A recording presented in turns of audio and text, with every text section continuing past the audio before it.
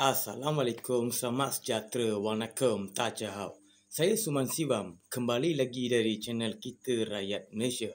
Hari ini saya kembali dengan satu isu, iaitu isu berkaitan dengan pindahan IHR 2005, iaitu satu undang-undang yang dinamakan sebagai International Health Regulation, iaitu undang-undang yang digunakan oleh WHO memantau kuasa dan meluaskan kuasa atas penyakit yang berjangkit seperti mana kita melihat COVID-19.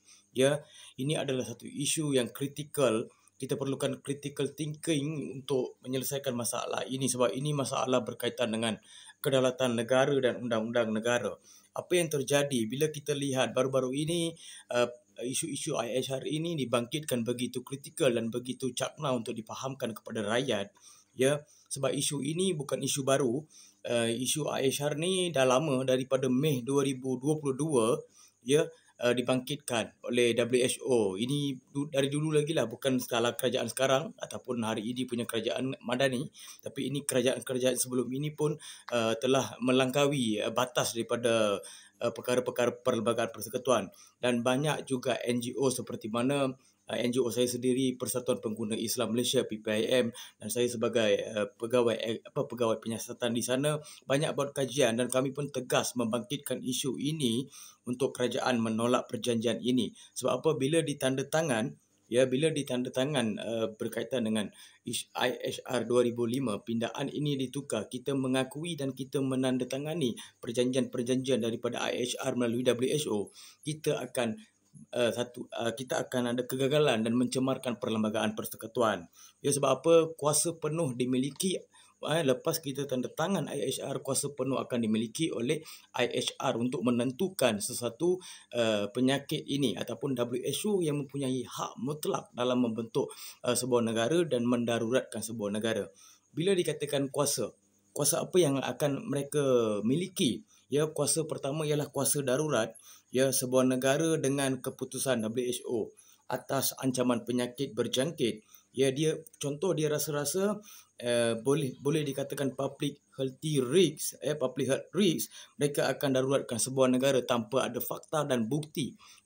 Itu kita perlu tekankan benda ini supaya kerajaan lebih cakna dan perbincangan di parlimen setiap kali. Hak yang diberi, hak ini diberi pada WHO sepenuhnya untuk set undang-undang mereka untuk rakyat kita. Mereka yang rangka dan mereka yang rancang dan mengawal kita melalui undang-undang internasional, iaitu IHR, International Regulation.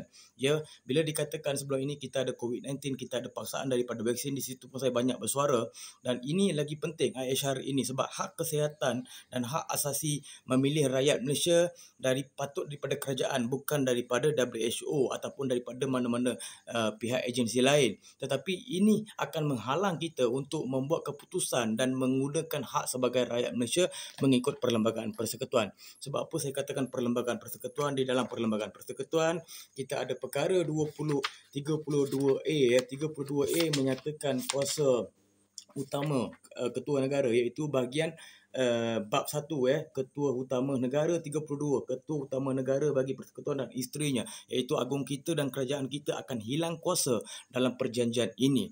Ini yang wajib kita bangkitkan dan perlu bagi tahu dah setiap rakyat, dan kerajaan ataupun ahli-ahli parlimen membangkitkan di dalam parlimen. Sebab ini dalam masa yang sama membimbangkan saya, sebab hanya pendapat WHO saja boleh dipakai melalui perjanjian IHR 2005 ini. Kuasa veto dan kuasa eksklusif hanya dimiliki oleh WHO untuk menentukan sesuatu penyakit di sesebuah negara. Perkara ini akan berkuat kuasa pada bulan 12 dan akan dijalankan selama 3 tahun.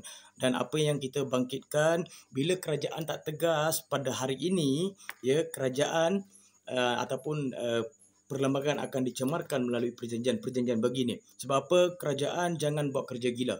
Ini saya punya nasihat untuk kerajaan Malaysia dan ahli-ahli parlimen supaya tegas dalam hal ini. Sebab jika sekali kita ditandatangan perjanjian ini, IHR ini, kita akan hilang kuasa.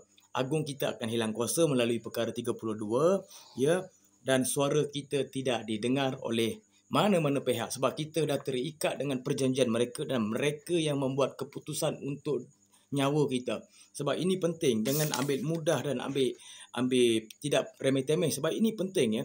Ini penting dan ini yang saya sampaikan WHO CA+ IHR 2005 dan rakyat Malaysia, jom sama-sama kita perjuangkan hak perlembagaan dan hak rakyat kita dan menegaskan, memperingatkan kerajaan Malaysia atas perkara ini supaya tidak menandatangani dan menolak perjanjian ini sebulat-bulatnya kerana telah melanggar ataupun mencemari perlembagaan persekutuan dan melanggar hak asasi manusia sedunia dan melanggar hak asasi rakyat Malaysia melalui perlembagaan. Sebab dalam perlembagaan kita ada banyak kebebasan diberi daripada segi perkara-perkara dalam perlembagaan, daripada segi perkara 8 kesamarataan, daripada perkara 11 ya, perkara 11 iaitu perkara 11 kebebasan beragama, perkara 12 ya, banyak ya, ini semua hak. Kalau jika benda ini dilaksanakan, ditandatangankan, hak-hak ini akan dicemarkan. Sedangkan dalam perlembagaan perkara 32, kuasa agung pun akan